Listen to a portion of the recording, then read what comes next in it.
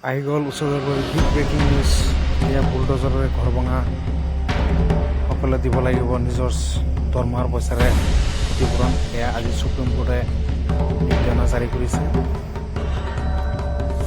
আজি supreme কোৰ্টৰ justice B R গাবাই আৰু B কে বিশ্বনাথনে আজি এই ৰায় দিছে যে যিকোনো অবৈধভাৱে বসবাস কৰা অঞ্চলতো যদি চৰকাৰে ঘৰ ভাঙে তেন্তে ক্ষতিপূৰণ দিব লাগিব। যিজন অফিচাৰে যিজন পুলিচে ইনস্পেকশ্যন কৰিব বা যিজন ডিচি ইনস্পেকশ্যন কৰিব তেওঁ নিজে নিজৰ দৰমহাৰ পৰা ঘৰ বনাই দিব লাগিব।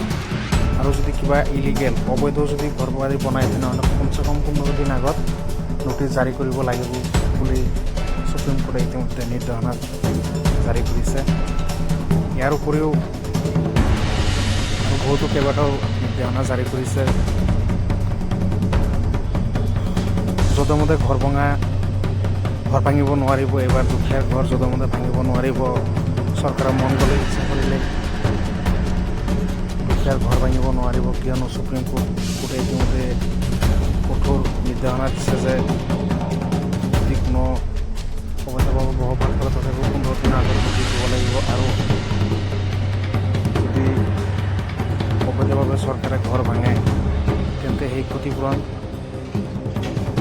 ভঙা অফিচাৰজনে নিজৰ দৰমহাৰ পৰা দিব লাগিব বুলি আজি সুপ্ৰিম কোৰ্টে নিৰ্দেশনা জাৰি কৰিছে। এয়া হ'ল আজিৰ এটা বিগ ব্ৰেকিং নিউজ। সুপ্ৰিম কোৰ্টে ইতিমধ্যে এই জাননী জাৰি কৰি স্পষ্ট কৰিছে যে কোনো দুখীয়া ব্যক্তিৰ ঘৰ ভাঙিলেই ভৰিব লাগিব জৰিমনা। আহি গ'ল বিগ ব্ৰেকিং নিউজ। ৰাজনৈতিক উদ্দেশ্য প্ৰণোদিতভাৱে একাংশ দুখীয়া ৰাইজক সদায় আমি ঘৰ ভঙা দেখা যাওঁ। যেতিয়াই মন নাযায় তেতিয়াই বুলডোজাৰে ঘৰ ভঙোৱা তেওঁলোকে দেখিছে। এইদৰে আৰু ভাঙিব নোৱাৰিব। এতিয়া দুখীয়াৰ ঘৰ ভাঙিলেও চৰকাৰে বনাই দিব লাগিব দুখীয়াৰ ঘৰ। এয়া হ'ল আজি বিগ ব্ৰেকিং নিউজ। এয়া হ'ল আজি উচ্চতম ন্যায়ালয়ৰ ৰায়দান। জাষ্টিছ বি আৰ গাভাই আৰু কে বি বিশ্বনাথনে আজি এটা গুৰুত্বপূৰ্ণ ৰায়দান দিছে।